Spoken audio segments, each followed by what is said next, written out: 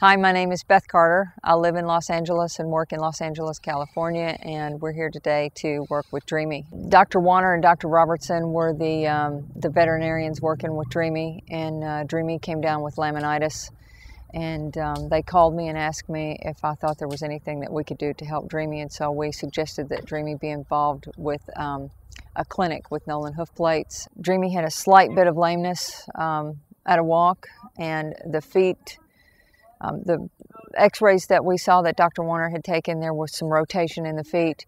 We didn't see any really bad signs on the bottom of the feet yet. We just cleaned the foot up, trimmed the foot up, and applied the plates with no special shoes. When the plates went on, he was very responsive. He walked 100% better. He was a very different horse than he was beforehand. Well, we pulled the plates off today, and we radiographed his feet after we pulled the plates off, and we're just amazed by how much foot growth there was today on that pony. Clearly more than I think we would have gotten by just conventional shoeing over those few weeks. You know, our hope for Dreamy when we pulled the plates off was that we would get a lot of foot and a lot of healthy foot, and quickly. The whole point is to try to grow out that laminitic hoof, and I'm really quite amazed at how much foot we got. We discussed with the owner that if the horse was sound, she would really like to have the horse be just trimmed and turned back out. But after looking at the second set of x-rays and looking at the feet, you can now see true signs of chronic laminitis. There was blood in the lamina.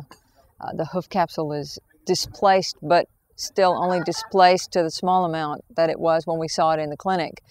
But we're worried about what would happen if we just trimmed the foot and tried to trim the toe back far enough to accommodate and make the horse sound. So we decided to reshoe the horse, and because we got so much growth with the hoof plate the first time, that if we could get that same amount of growth in the second period with the hoof plates, we thought that would be fantastic, so we reapplied the hoof plates with shoeing. Our hopes that at the end of this shoeing cycle, now with the plates on, once we take the plates off and we reshoe the horse, that we have a much more normal lamina, that we have the continuity of the foot back and in a much more normal state. And if we have that much growth again, we should be close to our goal.